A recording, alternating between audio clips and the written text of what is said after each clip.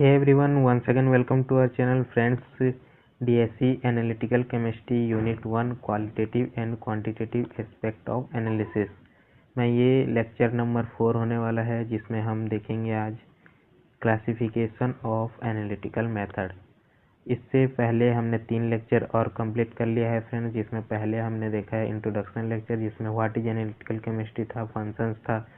Second में हमने देखा था कि एनालिसिस, टाइप्स ऑफ एनालिसिस कितने टाइप के होते हैं, क्वालिटेटिव और क्वांटिटेटिव। और थर्ड में हमने देखा था क्वालिटेटिव और क्वांटिटेटिव के भी टाइप्स।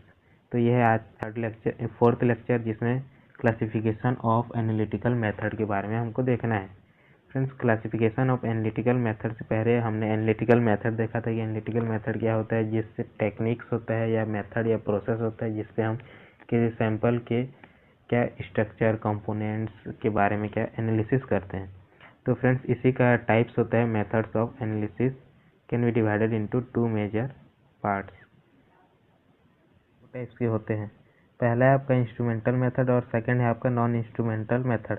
इसे फ्रेंड्स क्लासिकल या केमिकल या ट्रेडिशनल मेथड भी कहा जाता है, नॉन इंस्ट्रूमेंटल मेथड को। तो अब आइए फ्रेंड्स देखते हैं कि इंस्ट्रूमेंटल मेथड को कितने टाइप्स में डिवाइड किए हैं और नॉन इंस्ट्रूमेंटल को कितने टाइप्स में डिवाइड किए हैं। यहाँ देखिए फ्रेंड्स, इंस्ट्रूमेंटल मेथड को फिर से 4 टाइप्स में डिवाइड किए हैं। पहला है आपका इलेक्ट्रो एनालिसिस, सेकेंड है स्पेक्ट्रो एनालिसिस, थर्ड है क्रोमेटोग्राफी और फोर्थ अदर टेक्निक्स।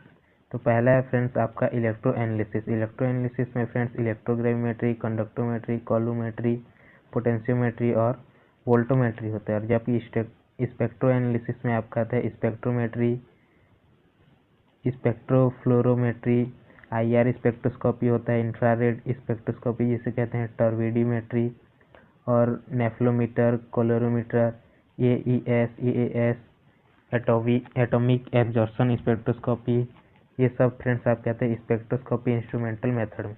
और फिर फ्रेंड्स है आपका क्रोमेटोग्राफी इंस्ट्रूमेंटल मेथड, जिसमें फ्रेंड्स आपका आता है gas chromatography, HPLC high paper liquid chromatography, TLC thin layer chromatography, paper chromatography, HPTLC आपका हो जाएगा high paper liquid thin liquid chromatography. और फ्रेंड्स अदर टेक्निक्स में आता है आपका RIA और ELISA आता है। ये फ्रेंड्स आपके अपर लेवल के लिए है, अभी इसको जानना इम्पोर्टेंट नहीं है। और इसके बाद नॉन इंस्ट्रूमेंटल टेक्निक्स में क्या आता है देखते हैं। फ्रेंड्स, नॉन इंस्ट्रूमेंटल टेक्निक्स में वही है आपका टाइट्रीमेट्री, जिसमें हमने टाइट्रेशन पढ़ा था। वॉल्यूमेट्रिक में acid base, redox, precipitation, non aqueous, कॉम्प्लेक्सोमेट्री। इससे पहले हमने ये चारों को डील किया है फ्रेंड्स। और एक है ग्रेविमेट्रिक। ग्रेविमेट्रिक भी फ्रेंड्स हमने पहले इसमें देखा था। ये दोनों टाइप्स थे फ्रेंड्स आपके क्वांटिटेटिव एनालिसिस ऑफ सैंपल। तो ये दोनों फ्रेंड्स सेम ही है, और ऊपर वाला हम थोड़ा अभी डील से देखेंगे। देखिए friends, instrumental method of analysis किसे कहते हैं। इंस्ट्रूमेंटल मेथड फ्रेंड्स यह एक मॉडर्न एनालिटिकल टेक्निक है, जिसमें different types of scientific instrument का प्रयोग करके पदार्थों या सैंपल का एनालिसिस किया जाता है। ये फ्रेंड्स आपका मॉडर्न टेक्निक्स है, जिसमें हम डिफरेंट साइंटिफिक इंस्ट्रूमेंट का यूज़ करते हैं किसके सैंपल के एनालिसिस के लिए। अब फ्रेंड्स अगला पॉइंट है, ये मेथड क्लासिकल मेथड की तुलना में अधिक सटीक मतलब एक्यूरेट है, सेंसिटिव है, फास्ट है और रिलायबल है। मतलब इसमें फ्रेंड्स जो रिजल्ट मिलते हैं वो एक्यूरेट मिलते हैं, सेंसिटिव भी होता है, और ये प्रोसेस फास्ट प्रोसेस होता है। अब थर्ड पॉइंट है फ्रेंड्स आपका, इसमें रासायनिक जानकारी को विद्युत संकेतक, स्पेक्ट्रा या फिर ग्राफ जैसे मापने योग्य रूप में बदला जा सकता है। मतलब फ्रेंड्स इसमें जो एनालिसिस करते हैं उसमें केमिकल इंफॉर्मेशन को हम इलेक्ट्रिक इंफॉर्मेशन या स्पेक्ट्रम में या ग्राफ जैसे कई सारे क्या मापने योग्य रूप में बदल सकते हैं। अब फ्रेंड्स आपका 4 पॉइंट है। फ्रेंड्स 4th पॉइंट में आपको लिखना है, इस विधि में विभिन्न वैज्ञानिक उपकरणों या यंत्रों जैसे मशीन्स और इंस्ट्रूमेंट हैं, उसके हेल्प से पदार्थ जो सैंपल होता है उसकी रासायनिक संरचना और गुणों की विश्लेषण किया जाता है। मतलब इसमें फ्रेंड्स जो मॉडर्न टेक्निक्स है जो साइंटिस्ट द्वारा दिए गए हैं इंस्ट्रूमेंट और मशीन्स, उसके हेल्प से जो सैंपल होता है एनालाइट होता है उसका संरचना मतलब स्ट्रक्चर और गुणों प्रॉपर्टीज उसका क्या क्या उसमें है, उसको क्या एनालिसिस करते हैं हम किसमें, इंस्ट्रूमेंटल मेथड जो हमारा मॉडर्न टेक्निक होता है। Instrumental method are classified into the following major types. फिर से फ्रेंड्स इंस्ट्रूमेंटल मेथड को कई सारे टाइप्स में डिवाइड किए हैं, जैसे कि फर्स्ट है फ्रेंड्स आपका इलेक्ट्रो एनालिसिस। इलेक्ट्रो एनालिसिस क्या होता है फ्रेंड्स, देखिए किसी विलयन का पदार्थ के विद्युत गुणों पर आधारित होता है, मतलब जो सॉल्यूशन होता है या जो पदार्थ होता है उसके इलेक्ट्रिकल प्रॉपर्टीज पर एक बेस्ड एक एनालिसिस होता है इलेक्ट्रो एनालिसिस। जैसे कि पोटेंशियोमीटर, उसमें कितना वोल्टेज प्रेजेंट है, उसमें कितना पोटेंशियल है, उसको पोटेंशियोमीटर से, कंडक्टोमीटर उसके कंडक्टिविटी चेक करने के लिए वोल्टोमीटर, उसमें इलेक्ट्रिसिटी कितना है एम्पियर वगैरह में उसको चेक करते हैं। ये है आपका इलेक्ट्रो एनालिसिस। अब फ्रेंड्स आता है आपका स्पेक्ट्रो एनालिसिस। पदार्थ और विद्युत चुंबकीय विकिरण मतलब जो इलेक्ट्रोमैग्नेटिक रेडिएशन होता है और सब्सटेंस की पारस्परिक क्रिया पर आधारित होता है आपका स्पेक्ट्रो एनालिसिस। इंस्ट्रूमेंटल एनालिसिस देख रहे हैं फ्रेंड्स, इसमें स्पेक्ट्रो एनालिसिस भी एक प्रकार का इंस्ट्रूमेंटल ही एनालिसिस ही है। जैसे एग्जांपल के लिए AAS, जिसे हम कहते हैं फ्रेंड्स एटॉमिक एब्जॉर्प्शन स्पेक्ट्रोस्कोपी, और IR इंफ्रारेड स्पेक्ट्रोस्कोपी बोलते हैं friends, UV ultraviolet visible spectroscopy, ये तीनों हैं आपके स्पेक्ट्रो एनालिसिस। अब फ्रेंड्स आगे देखते हैं इसके और टाइप्स भी हैं, जैसे क्रोमेटोग्राफिक एनालिसिस। क्रोमेटोग्राफिक में क्या होता है फ्रेंड्स, किसी मिक्सचर के कंपोनेंट को स्थिर एवं गतिशील अवस्था के प्रयोग से अलग करने पर आधारित होता है। मतलब इसमें उसके प्रॉपर्टीज के बारे में देखा जाता है। कई प्रकार के होते हैं फ्रेंड्स, जैसे कि gas chromatography, high performance liquid chromatography, thin layer chromatography, और HTPLC भी होता है, high thin performance layer chromatography कहते हैं। अब अदर टेक्निक्स में फ्रेंड्स आपका आता है जैसे कि विशेष और आधुनिक टेक्निक्स, जैसे कि mass spectroscopy, XRD X ray diffraction और इलेक्ट्रॉन माइक्रोस्कोपी, ये आपके अदर टेक्निक्स हैं। और फ्रेंड्स इसके एडवांटेजेस, जैसे कि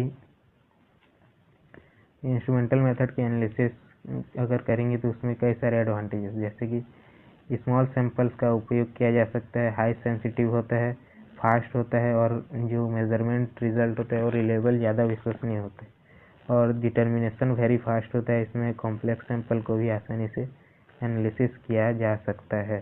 तो यह है आपका फ्रेंड्स एडवांटेजेस। अब इसका कोई कुछ डिसएडवांटेजेस भी होगा, जैसे फ्रेंड्स लिमिटेशन जिसे कहेंगे। पहले में आता है प्रारंभिक और निरंतर कैलिब्रेशन करना आवश्यक हो जाता है, मतलब कि टाइम टाइम पे इसका मेंटेनेंस करना होगा, कैलिब्रेट करना होगा। इनिशियल कैलिब्रेशन भी बहुत ज़रूरी होता है। सेंसिटिव और एक्यूरेसी इंस्ट्रूमेंट पर निर्भर करते हैं, मतलब इंस्ट्रूमेंट कैसा है, सही है, गलत है, या फिर उसका कुछ चेंजेस हो गया, उस पर क्या निर्भर करता है आपका एक्यूरेसी और सेंसिटिविटी। अब इक्विपमेंट का कॉस्ट ज़्यादा होता है फ्रेंड्स, क्योंकि ये मॉडर्न टेक्निक्स वाले हैं, और स्पेशलाइज्ड ट्रेनिंग की आवश्यकता होती है, मतलब कोई भी फ्रेंड्स इसको चला नहीं सकता, केवल स्पेशल जो पर्सन होते हैं जो पहले से ट्रेंड हुए रहते हैं वही इसको चला सकते हैं। और फिर साइजेबल स्पेस चाहिए, इसके लिए बड़ा होता है फ्रेंड्स इंस्ट्रूमेंट, जो स्पेक्ट्रोस्कोपी वगैरह होते हैं वो बहुत बड़े बड़े इंस्ट्रूमेंट होते हैं, इसीलिए इसे साइज की भी आवश्यकता होती है। तो यह है फ्रेंड्स आपका इंस्ट्रूमेंटल मेथड, जिसमें हमने देखा इंस्ट्रूमेंटल मेथड क्या होता है, उसके टाइप्स देखे, लिमिटेशंस देखे, एडवांटेजेस देखे। आपका non instrumental method of analysis. Friends instrumental का उल्टा है नॉन इंस्ट्रूमेंटल। इसको क्या कहते हैं फ्रेंड्स, हम क्लासिकल मेथड भी कहते हैं, या फिर इसे ट्रेडिशनल या केमिकल मेथड भी कहते हैं। फ्रेंड्स इसमें आपको लिखना क्या है कि ये वे ट्रेडिशनल या क्लासिकल मेथड हैं जिसमें मॉडर्न साइंटिफिक इंस्ट्रूमेंट का उपयोग नहीं किया जा सकता। जैसे कि नॉन इंस्ट्रूमेंटल ही पता चल रहा है फ्रेंड्स, इसमें इंस्ट्रूमेंट का उपयोग नहीं करेंगे। किस प्रकार के मॉडर्न साइंटिफिक इंस्ट्रूमेंट का, पहले इंस्ट्रूमेंट जैसे थे टाइट्रेशन करने के लिए बीकर वगैरह वगैरह, वैसे का फ्रेंड्स इसमें यूज़ किया जाता है। अब फ्रेंड्स सेकेंड पॉइंट में आता है, इस एनालिसिस मेथड में इनका मुख्य आधार रासायनिक अभिक्रिया जैसे केमिकल रिएक्शन, वजन तथा दृश्य निरीक्षण मतलब विजुअल ऑब्जर्वेशन जैसे इंडिकेटर का उपयोग किया जाता है, कलर चेंज होता है, वो आपका इसमें non instrumental method of analysis में आता है। और इसे नॉन इंस्ट्रूमेंटल या क्लासिकल या केमिकल या ट्रेडिशनल मेथड भी कहते हैं। तो यह है आपका नॉन इंस्ट्रूमेंटल। अब इसके टाइप्स देखेंगे, फिर एडवांटेजेस, फिर लिमिटेशन।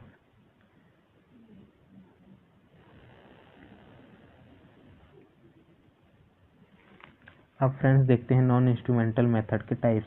ये मेनली दो प्रकार के होते हैं, पहला है क्वालिटेटिव और सेकंड है क्वांटिटेटिव, जिसको हमने फ्रेंड्स पहले ही डील कर लिया है किसमें, लेक्चर नंबर 2 में। तो अगर आपने उस वीडियो को नहीं देखा है तो प्लीज़ उस वीडियो को पहले देख लें फ्रेंड्स, उसका जो लिंक है मैं डिस्क्रिप्शन बॉक्स में दे दूँगा। अब इसके एडवांटेजेस में देखते हैं।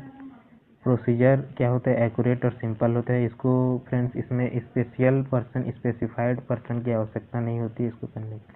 आवश्यक इक्विपमेंट जो होते हैं सस्ते होते हैं, कॉस्ट इफेक्टिव होता है ये। विधियाँ एब्सोल्यूट मेजरमेंट पर क्या होती हैं, बेस्ड होती हैं, और आमतौर पर स्पेशलाइज्ड ट्रेनिंग की आवश्यकता नहीं होती। यह है फ्रेंड्स आपके नॉन इंस्ट्रूमेंटल का एडवांटेजेस। और लिमिटेशंस में फ्रेंड्स देखते हैं, जैसे सुइटेबल केमिकल इन्वायरमेंट होना आवश्यक है, जैसे जो भी लैब है वहाँ पे टेम्परेचर प्रेशर वगैरह क्या मेंटेनेंस होना चाहिए। सेकेंड है इसका प्रोसीजर जो होता है टाइम कंज्यूमिंग होता है, जैसे फ्रेंड प्रिसिपिटेशन टाइट्रेशन और टाइम कंज्यूमिंग होती है, क्योंकि उसमें पीपीटी बहुत टाइम पे बनता है, इसीलिए उसे टाइम कंज्यूमिंग भी कहा गया है। अब थर्ड है सूक्ष्म मात्रा, जैसे ट्रेस एलिमेंट होता है, बहुत स्मॉल एलिमेंट जो होता है फ्रेंड्स उसका एनालिसिस इसमें नहीं हो पाता, बहुत कठिन होता है। और फोर्थ पॉइंट है सटीकता कम होती है, इसीलिए फ्रेंड्स इसको ज़्यादा यूज़ इस बार नहीं किया जा रहा है।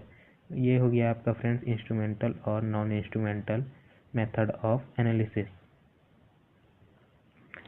तो फ्रेंड्स आज का लेक्चर यहीं पे कंप्लीट होता है। आज हमने जो भी पढ़ा है इसका पीडीएफ आपको हमारे व्हाट्सएप चैनल में मिल जाएगा, तो व्हाट्सएप चैनल को ज्वाइन करना ना भूलें और don't forget to like subscribe and share. अगला पार्ट जो होगा फ्रेंड्स लेक्चर नंबर 5, उसमें हम एरर्स इन केमिकल एनालिसिस देखेंगे, उसको डीपली पढ़ेंगे, एरर्स क्या होता है देखेंगे, उसके टाइप्स देखेंगे और हाउ टू कैलकुलेट एरर्स को भी हम देखेंगे। तो थैंक यू फ्रेंड्स।